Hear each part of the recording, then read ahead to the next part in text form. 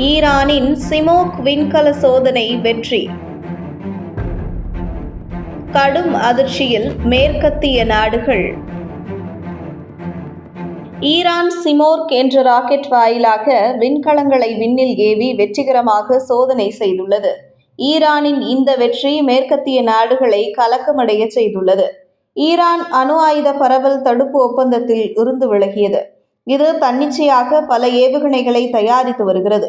தொலைத்தொடர்பு சேவை மற்றும் ஆராய்ச்சிகளுக்காக இந்த விண்கலங்கள் அனுப்பப்பட்டதாக ஈரான் கூறினாலும், அணு ஆயுத ஏவுகணைகள் தயாரிப்பதற்கான தொழில்நுட்பத்திற்கு இந்த ராக்கெட் தொழில்நுட்பம் உதவும் என உலக நாடுகள் குற்றம் சாட்டியுள்ளன.